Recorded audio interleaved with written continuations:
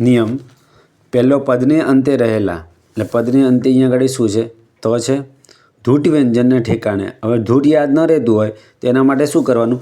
અધૂટને યાદ રાખી લેવાના. અધૂટ કયા કયા છે તો કે આ યલ્લવ જે અંતસ્થા છે ને અને અનુનાસિક ગયણનમ અને 14 સ્વર આટલા અધૂટ છે અને અધૂટ સિવાયના બધા શું છે? ધૂળ છે.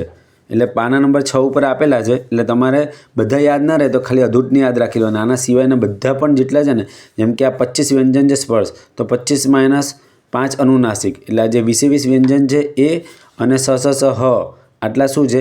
ધૂટ વ્યંજન છે અને બાકીના બધા શું છે? અધૂટ છે. એટલે આટલું યાદ રાખી લેવાનું કે અનુનાસિક અંતસ્થા અને 14 સ્વર આટલા અધૂટ છે અને અધૂટ સિવાયના બધા ધૂટ છે.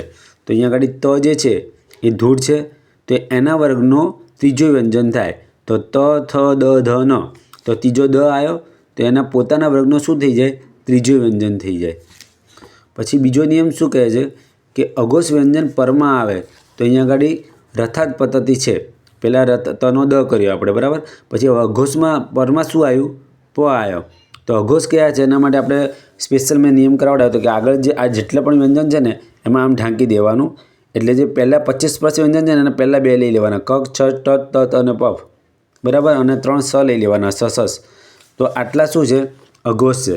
તો અઘોષ પરમાં આવતા હોય ત્યારે હવે અહીંયા આગળ છે ને સીટ સિવાયના લખ્યું છે એટલે સીટ સિવાયના 3 સને માઇનસ કરી નાખવાના. 3 સ છે તો સીટ જ એ અઘોષ જ છે પણ એને માઇનસ કરીને જેટલા પણ ધૂટ વ્યંજન છે એના ઠેકાણે તેમના વર્ગનો પહેલો વ્યંજન થાય એટલે દ છે એનો શું થઈ જાય? પાછો ત થઈ જાય એટલે રથાત પદ્ધતિ. હવે વિરામ પર આવતા તો અહીંયા આગળ શું કહે છે કે હવે પદ્ધતિ રથાત છે તો હવે પછી પાછળ કંઈ નથી તો વિરામ પર આવતા સીટ સિવાયના એટલે અહીંયા આગળ પણ સ સિવાયના જેટલા પણ ધૂટ વ્યંજન છે એના ઠેકાણે તેના વર્ગનો શું થઈ જાય? પહેલો વ્યંજન વિકલ્પે થઈ જાય.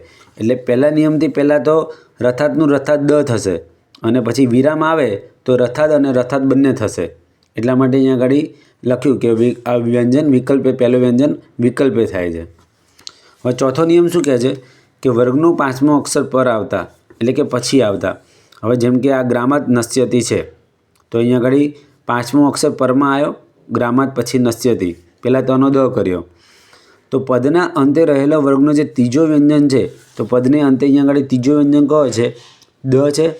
તો એના ઠેકાણે એના પોતાના વર્ગનો અનુનાસિક વ્યંજન વિકલ્પે થાય છે. એટલે એક વખત ગ્રામાત નશ્યતિ થશે અને એક વખત જે પોતાના વર્ગનો અનુનાસિક કયો છે ત થ દ ધ ન તો અહીંયા આગળ દનો ન કર્યો એટલે ગ્રામાત નશ્યતિ. જેમ કે આપણે વાઘ એટલે વાણી થાય તો વાઘ નયતિ હોય તો ગ પછી ન આવ્યો તો ગનો શું થશે? ગનો અનુનાસિક શું છે? ક ખ ગ ગ ગ. તો અહીંયા આગળ ગ છે ને તો ગની જગ્યાએ આ ગની જગ્યાએ આ ગ થઈ જશે તો વાંગ નયતિ થઈ જશે.